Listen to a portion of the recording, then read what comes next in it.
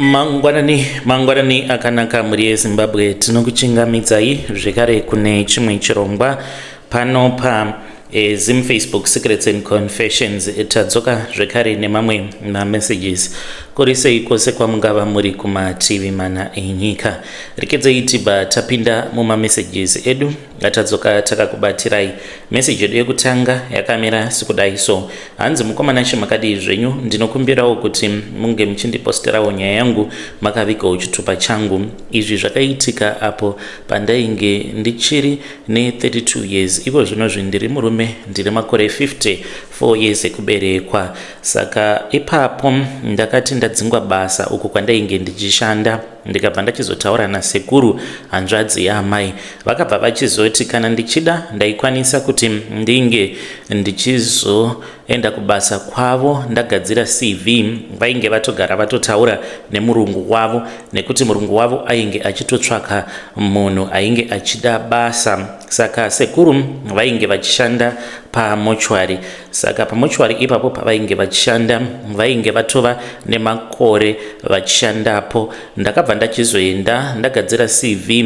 Mudzimai wangu akatomboramba akati zvekushanda mumochwari munoona sekunge zvinoita here? Ndikati zvino kana kuri kunzi ndikasaita saizvozvo tichazorarama nei? Saka ndakaenda ndikanosiya CV. Murungu akazondifonera after a couple of days ndokubva achizondiudza kuti ainge achida kuti ndinge ndichizouya kubasa. Ndakabva ndachizotanga kushandapo pamochwari paya. Ndichishandapo mukoma pane zvinhu zvakawanda zvaakandiudza. Akati kana kuri kunzi uchishanda night shift, kana ukanzwa vanhu vanenge vachitaura, hana kuti vanhu, akati kana ukanzwa zvinhu zvinenge zvichitaura iwewe unofanira kuti unge uchisiyana nazvo. Haufaniri kuti unge uchiswedera pedo nerumu. Kana kuri kunzi unenge wanzwa kuti mune imwe rumu munenge muine zvituna, munenge muine vanhu vanenge vachitaura, unofanira kungoramba uchingoita basa rako. Mazuva ekutanga zvainge zvisiri nyore kuti unzi waswera wakatarisana nezvituna then usiku ozoenda kumba onorara, nekuti waitanga kuita maflashbacks. Haisi nyore kugara wakangotarisana nevanhu vakafa. Saka ndainge ndiine mapiritsi avo andainge ndakanzi ndinofanira kuti ndinge ndichinwa. Pazuva ndaipiwa mapiritsi awo andaipiwa naboss kana yava nguva yekuti ndinge ndichizoenda kumba. Saka mapiritsi awa maside effects unoita mahallucination. Saka pandakatanga kunzwa mavoices, sezvo boss vainge vakanditi handifanire kuti ndinge ndichizvinetsa kana ndikanzwa mavoice evanhu vanenge vachitaura mune mamwe maroom. Saka ndakangoti sezvo ndainge ndakaverenga chibhokisi icho chainge chiine mapiritsi awo andainge ndakapiwa, ndikaona kuti maside effects acho it's like unotanga kuita mahallucinations, kutanga kuona zvinhu zvisipo. Saka ndakangoti zvose zvandiri kunzwa mahallucination, handina kumboita basa nazvo. Zuva iro randakazoti ndiri pa night shift, pandakaona chipoko ndakangoti amen, it is just an hallucination. But mangwana acho makuseni mukoma ndakamuka ndikaona kuti ndainge ndisisiri kuna Willowville but ndainge ndava ku Highfields. Handizivi kuti ndakafamba sei kubva kwainge kuine mochwari yedu kuma industry ndikafamba ndikaenda kwamachipisa. Ndakatongoona kuti ndainge ndakatongogara hangu paside neparoad, makumbo angu ainge akazvimba. Ndikati hakuna mahallucinations akadai, sezvo ndainge ndisina phone kuti ndinge ndichikwanisa kufamba ndinge ndichidzokera kubasa. Ndakaona kuti zvainge zvisingaiti. Ndopandakatanga kufamba kubva kwamachipisa. Ndainge ndichigara kuGlenora makore acho iwawo, ndokubva ndachizoenda kumba. Ndichisvika pamba mudzimai akandibvunza kuti kochii chainge chaitika because makumbo angu ainge akazvimba. Ndokubva ndamuudza kuti ndainge ndiine munhu uyo wandainge ndakaona apo pandainge ndichitoverenga hangu novel ndiri kubasa ndakagara hangu. Ndopandakazongopepuka ndikatoona kutoti ndakatogara pamachipisa. Iye zvakamuremera kuti ange achizvikamuchira sezvo kumashure ndainge ndakamboita zvemagirlfriends. Akati shuwa mungasiya basa mugoenda kunorara kumba kwehure. Ndikati kana kuri kunzi ndakaenda kunorara kumba nehure, ko sei ndakazvimba makumbo angu? Akati ameno, zvimwe kuda makarohwa ikoko. Ndikati kwete mudzimai wangu, handina kurohwa ini. Saka akabva achizojusa airtime mufoni yeumwe muvakidzani wedu, sezvo tainge tisina foni. Ndokubva achizofonera murungu wangu, akati ainge atori munzira, ainge achiuya kuzondiona. Ndakazotorwa nemurungu, ndopandakazoona kuti zvainge zvisina mahallucination mukati. Ndakati ndatorwa nemurungu, ndokubva achizoenda neni kun'anga. Akati mukadzi wako ari kufanira kuti ange achisara, zviite kuti tinge tichienda naye. Saka ndakazongoenda nemurungu wangu nemukadzi wemurungu tikaenda kun'anga. Taenda kun'anga ndopandakabva ndachizotanga kugezeswa nemimwe mishonga, uye zvekare ndikatemererwa nyora 2 dzandinadzo mutsapfu dzangu. Ndatemererwa nyora idzodzo, ndakatoona makumbo angu ava kutotanga kutoserera. Ndikaona kuti zvinhu izvi zvainge zvisiri zvekuita mahallucination chete, asi painge patori nechirevo. Saka bosi vangu vakabva vachizondiudza kuti chandainge ndakaona chainge chiri chipoko. Kubva ipapo ndopavakatanga kuita open up kwandiri, vakatanga kundiudza masecrets avo ose. Vakandiudza kuti ivo vainge vachishandidzana nen'anga, vainge vaine n'anga idzo dzavaipota vachitengesera mapatsi uye zvekare nemvura dzimwe dzatainge tichishandisa. Saka ndainge ndava kutoti dzimwe nguva ndichibva kubasa vaingosiya vandiudza zvekuita kuti kana wava kuenda kumba unofanira kuti unge uchizodarika nemutauni, vaitondipa mari. Kana ndava mutauni ndaitomirira imwe n'anga, kana kuti n'anga yacho yaikwanisa kungotuma umwe munhu obva auya kuzototora mvura. Kazhinji mvura yacho ndaiwanzokuisa muzvigubhu zvima 5 liters, then ndobva ndatopiwa mari iyo yandaizopa bosi wangu mangwana acho. Sezvo pay yangu yainge yawedzerwa, handina kuzoda kuzoudza mudzimai wangu, nekuti ndaiziva kuti anozoramba kana kuri kunzi ndikamuudza kuti ndo zvandainge ndava kuita. Ndiyo secret yangu mukoma. Nekuda kweizvozvo zvandainge ndoita, ndakakwanisawo kusvika pakuzotenga stand nekuvaka kuendesa vana vangu kuma boarding school nekuda kwekutengesa mvura dzezvitunha. Vedare ndo message iyo yandakatumidzirwa ichibva kuna mukoma vedu. Zvakangooma hazvo vedu we. Pane imwe futi message iyo yavakanditumidzira, vakanyora ivo vakati, mukoma, pane chimwe zvekare chiitiko icho chakaitika chakandikatyamadza. Nerimwe gore ndichiri kushandapo pamochwari ipapo, pane umwe mukadzi uyo akafa. Mukadzi uyu rufu rwake, kufa kwaakaita zvainge zviri very funny, because munhu akafira mumba kunodaidzwa mapurisa, but hakuna kudaidzwa mapurisa. Vakangoti mufi wavo achifa ndokubva atounzwa kumochwari. Haana kumboendeswa kuchipatara, uye zvekare mapepa akazotoita zvekutobva kuparire nyatwa, even though mukadzi uyu asina kufira kuparire nyatwa, but death of record rinototi iye akafira kuchipatara kuparire nyatwa, but akafira kumba. The funny thing that happened was that mukadzi uyu akatombotanga kugomera. Ndikatombobvunza vamwe vataishanda navo kuti nai muri kuzviona here kuti chitunha ichi chiri kutarisa kunge chiri kufema. Saka varidzi vemufi vakazouya, vakauya vaine rimwe jira rainge riri black, vakabva vachizofukidza mufi wavo.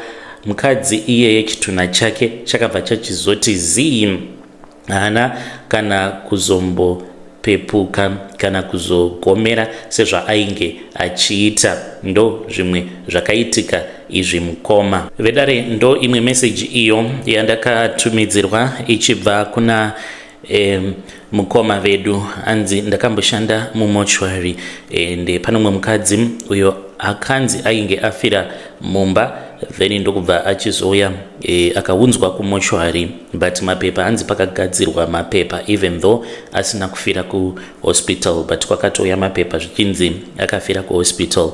Hanzi mukadzi iyeye akatotanga kutogomera, but the strange thing hanzi hama dzake dzakauya dzikazomupedzisa.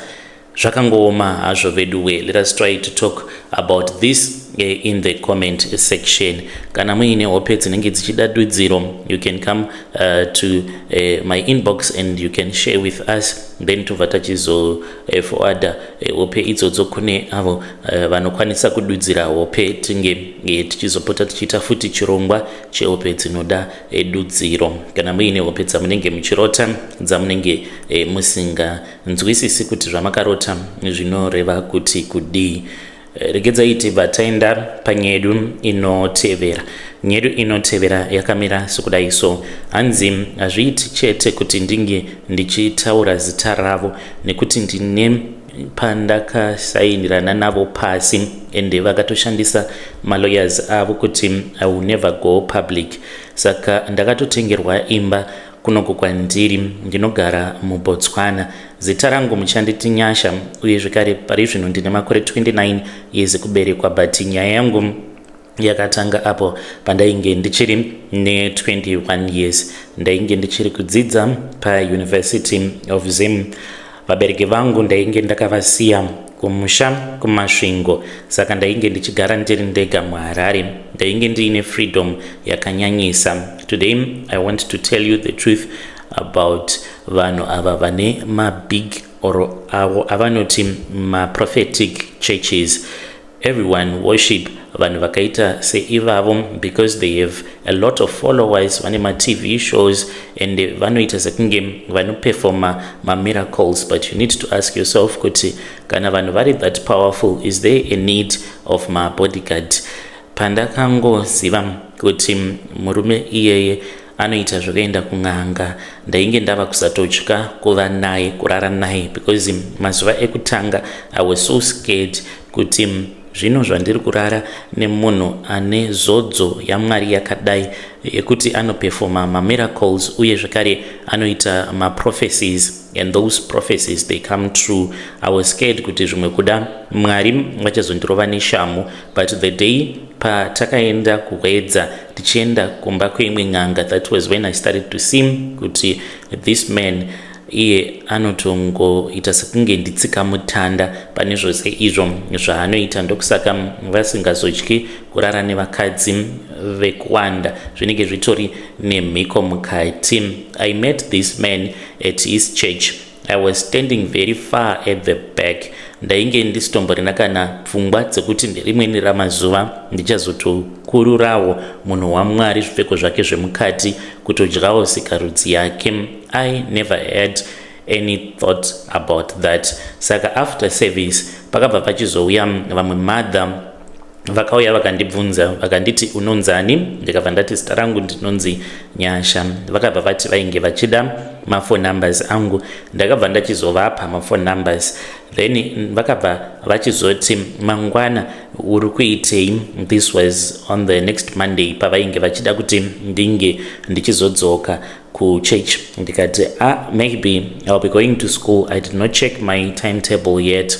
Vakabva vati munhu waMwari ari kuti you must come to his office. When I heard about that, my whole body froze, because in his office it was like a temple, and hanzi avo vaitoenda muoffice they will get whatever that they wanted from God. It was like a forbidden territory. Only special people were allowed to enter there. And inini, I thought kuti I was not even special. Little did I know kuti I was walking into a love trap. Saka ndakazoti ava mangwana acho ndakamukira makuseni mukoma, ndikabva ndachizoenda kuchurch. I sat down, ndikabva ndaudzwa kuti painge paine motikari yainge ichazoya kuzonditora. We're going to meet at another location. So we ended up meeting at a lodge. Vakandiudza kuti vainge vaine vanhu vavainge vachida kuzonamatira, ndokusaka tainge tazosangana palodge. Saka ndakabva ndachizopinda muroom, then ivo vainge vakatogara zvavo pachair vainge vaine bhaibheri ravo ravainge vachiita sekunge vainge vachiverenga. So I did not even think about it. Vakanditi ndinge ndichigara pabed, ndokubva ndachizogara pamubhedha.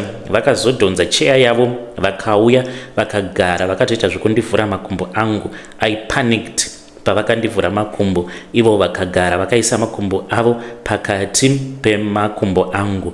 Vakabva vati, God has showed me you. Ndakakurota, you are chosen and they do not deny your destiny. Ndainge ndisingatombozivi kuti zvinoreva kuti kudii. Vakandiudza kuti ndainge ndiine special anointing that needed to be activated. Saka vachitaura neni vainge vakatondibata muzvitya zvangu, like ndainge ndichidanana nevarume vakasiyana siyana, because vabereki vangu they could not afford vasiti. Ndainge ndichidanana nevarume vakawanda because ndainge ndichidawo kuti ndikwanise kuzvibhadharira renti, kutengawo chikafu. Saka pavakandibata muzvitya zvangu vachiita sekunge vanondipuruzira, I felt a hit of electricity running through my body, but I ignored my feelings iwawo. So we started talking.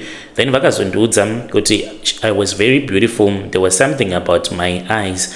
Vainge vava kutotanga kutoita manipulation. Takagomisidzira tazorara tose. Vakandiudza kuti I was special. Ndainge ndakasiyana nevamwe vasikana and vainge vachida kuzondiroora. Vakabva vachizondipa $300. Pavarume vose vandainge ndichidanana navo hakuna munhu ainge akambondipawo mari yakawanda kudaro. Ndaingova munhu wekungopiwa ma30, ma20 kana kuti ma$50 nevarume vandainge ndichifambidzana navo. Ndakapiwa $300 iyo yandakagamuchira. For someone who was jobless, who was hungry, ndakabva ndachizogamuchira mari iyoyo, because to me it looked like a miracle. Kumba kwandainge ndabva kwainge kusina kana chiro we. Saka ndakabva ndachizotanga kudanana navo. From that time ndakasvika pakuita pamuviri. Ndainge ndava kugara kuma avenues. He bought me a phone, but phone iyoyo mukoma paikwanisa kungouya munhu, ndotonzwa munhu ava kutonoka pama apartment pandainge ndichigara. Ndobva ndatongovhura door, ndobva ndangonzi foni yako iripi. Foni yangu vaitoiziva password yayo. Ndaingoitorerwa kunyangwe ndiri mutown. Ndangoti pane zvandiri kuda mutown, votongosangana nemunhu obva atoti ndanzina prophet ndinge ndichiuya nefoni yako, ndototorerwa foni. Saka sezvo ndainge ndichigara kuma avenues, ivo vaifungidzira kuti dzimwe nguva ndinoita zvekutengesa muviri wangu, like he was so insecure, but he paid for my school fees, gave me grocery money, he handled each and every emergency. Saka pandakazobviswa muzimu, this was after ndabatira pamuviri vakandiendesa ndikanoita abortion. Ndokubva ndabatira zvikare pamwe pamuviri 2 months after. Vakanditi chibereko chako chakaita seiko iwewe, kasi hausi kushandisa family plan. Ndikati kuinga wani ndiwe. Vakati ndinge ndichiiswa Jadel. Saka after ndabva mukubatira pamuviri penumber 2 ndikaita abortion. Kechi 3 ndakatombofa mukoma, because ndakati ndabvisiswa nhumbu iyoyo ndakatanga kubleeda zvakanyanyisa, sezvo vainge vandiendesa kumba kweumwe doctor ndiko kwandakanoitiswa abortion. Saka vakabva vachizoti painge paina driver ainge achazoya kuzonditora.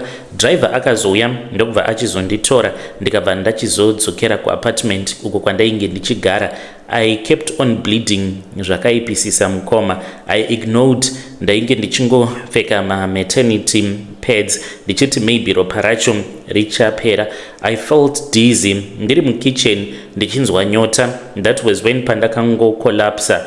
Pandakazomuka ndakazotoona kutoti ndainge ndatova kuchipatara, but kuprivate clinic. Ndakagarako kwemazuva akati one day. Apa ndivo vainge vatori nefoni yangu, vainge vachitotaura nevabereki vangu.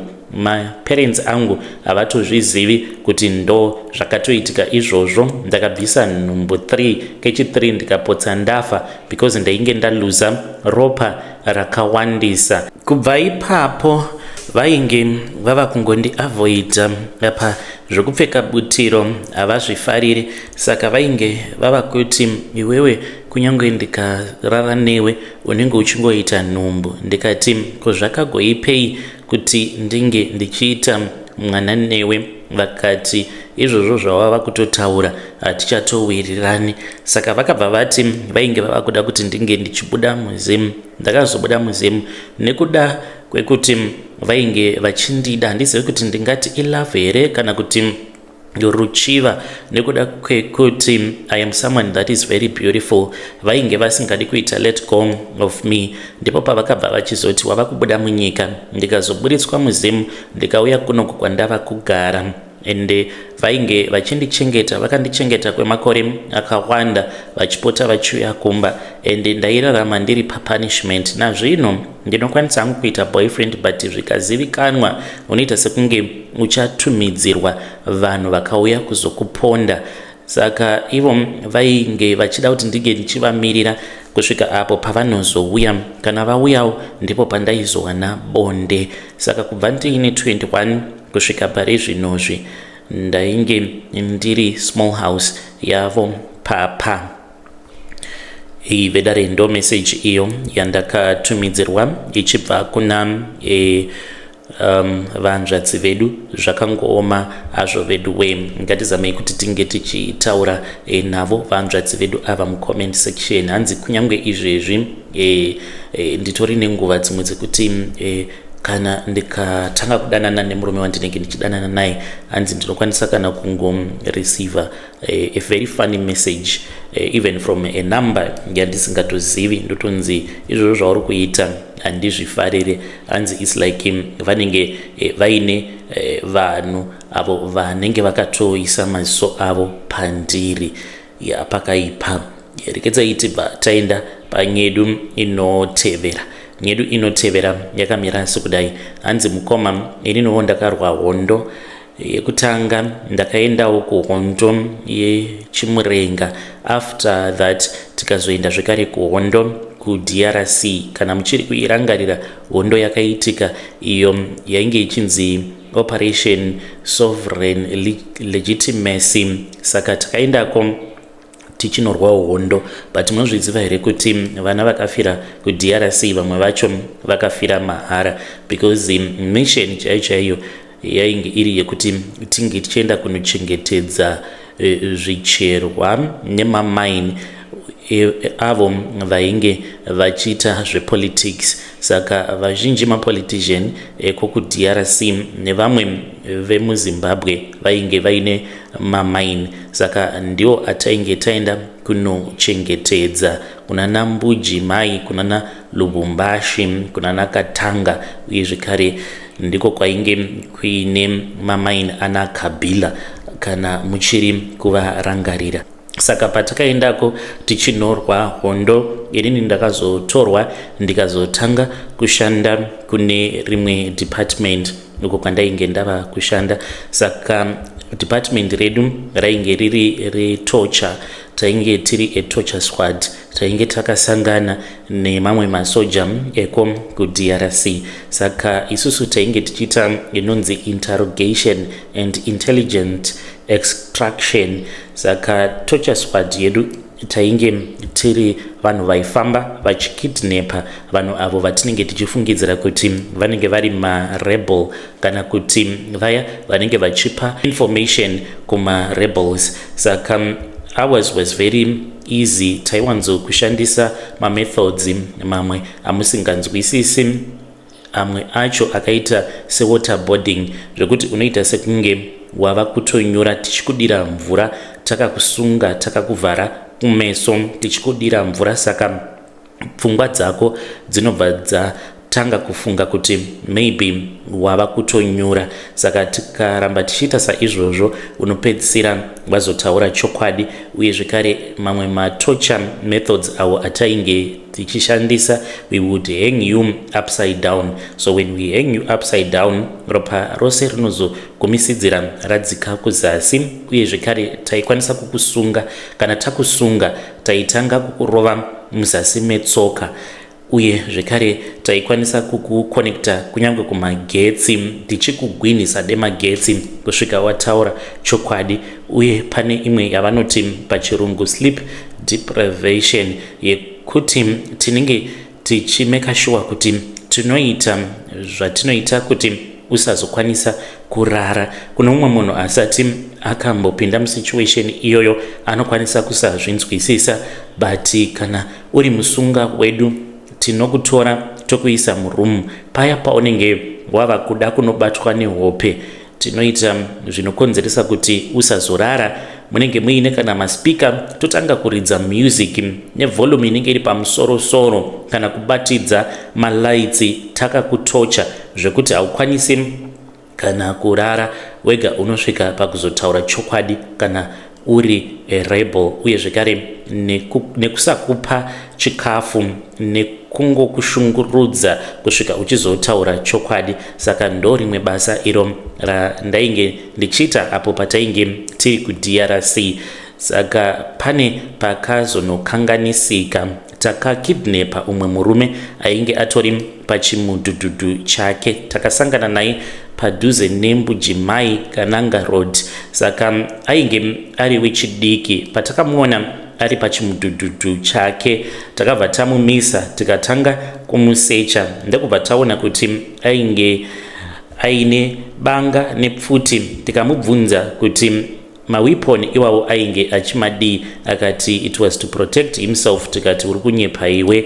Saka one of our informants, a Congolese guy, akabva ati this one is working for the Rwandans, is a rebel. Saka takabva tachizonzi taifanira kuti tinge tichizomudzosa kwandichati kusection 5 so that ange achizotaura chokwadi chake kuti ainge achishandira maRwandans here. That night takarara tichimutocha for 5 hours.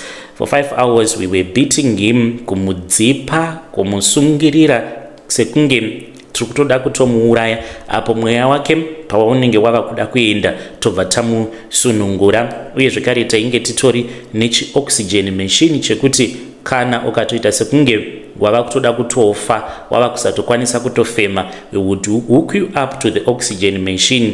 Then kana wava kukwanisa kufema, we continue zvekare ne-torturing yedu. At around 1 a.m. ndipo patakanzi we were supposed to increase the pressure because intel was supposed to be gathered before morning. Ndiri ndakabva ndachizopiwa task because ndaiti kana ndikasvuta mbanje dzangu, kana ndikakutarisa nemaziso matsvuku, kana ukazandiudza chokwadi, ndaisarudza kana kukuuraya. Ende ndaitokuudza kuti this time around kana kuri kunzi ukasataura chokwadi ndinokuuraya nemaoko angu aya. Izvi zvinoitika kuhondo. Kana muri kuhondo munogumisidzira mava kutoita sekunge matova mhuka. Ndakati ndakamutarisa ndopandakatanga kumurova. Ndakatanga kumurova nezvibhakera kusvika angoti zii. Mushure mekunge ndamurova chibhakera paguruguru pake apa ndakanzwa sound yekuti ainge avhunika bhonzo. Ndakaramba ndichingomurova chete kusvika ati zii. At around 2 a.m. ndipo paakazoshayika. Tainge takamusunga, ainge akazvimba muviri wake wose. Saka since ainge afa ndipo patakabva tachizoenda tikanomurasa kusango. 2 days later intelligence confirmed kuti he was an innocent man. Ainge atoriwo just a normal villager and a fisherman. He was not involved in that war. Saka tainge takidnapa munhu ainge ari a wrong guy and we had killed him for nothing. Saka takangonomurasawo musango nekuti ainge asiri iye wekutanga kuuraya. Tine vakawanda avo vatakauraya because paya pamunenge muchiinterrogata munhu umwe anokwanisa kuramba, and the more yaanenge achiramba the more that you increase the pressure until he would have given up obva afa. Saka taiva tiine umwe mukoti wedu uyo wataiti kana tiine vanhu avo vatinenge tauraya taingovakanda mumugodi imomo, asi uyu takabva tachizoenda naye kure tikanomusiya musango, tangomudhampawo bhodhi yake musango. Saka ndakazoti ndadzoka kumba ndigere zvangu pamusha because ndinogarawo kumaruzevha. Ndakati nerimwe zuva ainge ari masikati, ndainge ndakatogara zvangu pasi pemumvuri wemuti, ndo pandakabva ndachizoona chiso chake. Pandakamuona ndakati zvimwe kuda yainge iri mistake. Ndakamuona ainge akazvimba uye zvekare ainge akasungwa maoko ake newaya. Akabva ati kwandiri, mwoyo haukwanisi kuti unge uchinditiza nekuti ndiwe wakandiuraya. Saka ndakavhunduka. Pandakamuka zvekare ndakanzwa munhu akati kwandiri mwoyo, ndokubva anyangarika. Saka izvi zvakaramba zvichingoitika kusvika ndichizoenda kun'anga. Pandakaenda kun'anga ndo pandakabva ndachizoudzwa kuti ndainge ndiri kutevererwa nemhepo yemufi nekuti maoko angu ainge akazara neropa. Ndakanzi ndaifanira kuti ndinge ndichitsvaka mwana uyo anenge aine 3 kana kuti 2 years. Saka ndakabva ndachizotora umwe mwana wemuvillage anotopenga mwana uyu, ndokusaka ndauyawo pano nekuti n'anga yainge ichindibatsira yakazodzokera kuMalawi. Sekuru ivavo ndainge ndakamboshanda navo before uye zvekare kuhondo tainge takaenda tose kuhondo, but vakazoenda kuMalawi yainge iri n'anga. Saka vakanditi tsvaka mwana anenge aine 3 kana kuti 2 years. Ndakabva ndachizotora kamwe kamukomana I think kainge kaine 2.5 years. Zvinhu izvi zvakaitika, saka ndamutora ndakaita sekunge ndainge ndichingoenda naye kumashops because aindifarira. Aiti kana akandiona aibva atanga kuti sekuru ndikuda kuti ndinge ndichienda nemi kumashops, munonditengerawo majigi.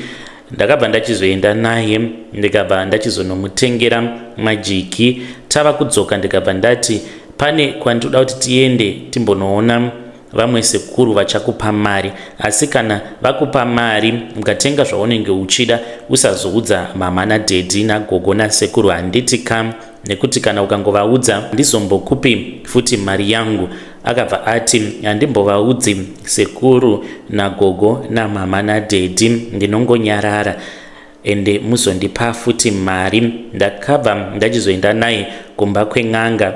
Taenda kumba kwen'anga kuya vainge vatogadzirira nechekare. Vakauraya huku dzavo 3 chena, yeblack yacho ndakasvika vasati vaiuraya. Vakandigamuchidza huku iyoyo vakabva vanditi chimupa mwana uyu mari. Ndakabva ndamupa mari ndikabva ndati mhosva dzangu dzose ndadziisa pamari, unogamuchira here mari iyi? Akabva ati hongu sekuru, sezvo ainge ari mwana ainge asina chaanoziva nekunzwisisa. Akagamuchira mari iyoyo. Then ndokubva ndachizomupa huku ndikabva ndati huku iyi iyo yakamirira zvitema zvangu zvose, unogamuchira here huku iyi? Akagamuchira huku iyoyo. Ndokubva vachizoitora sekuru vakaitenderedza mumusoro make, ndokubva yachizofa. Yafa kudaro vakabva vachizonoirasa vakadzoka. Ndokubva vachizotora mazai vakabva vachizomuudza mwana kuti aifanira kuti ange achizondigezesa first neropa. Akandigezesa neropa rainge riri mudish. Mazai vakazoti vamapwanyira mune kamwe kadish vakasanganisa nemukaka fresh milk.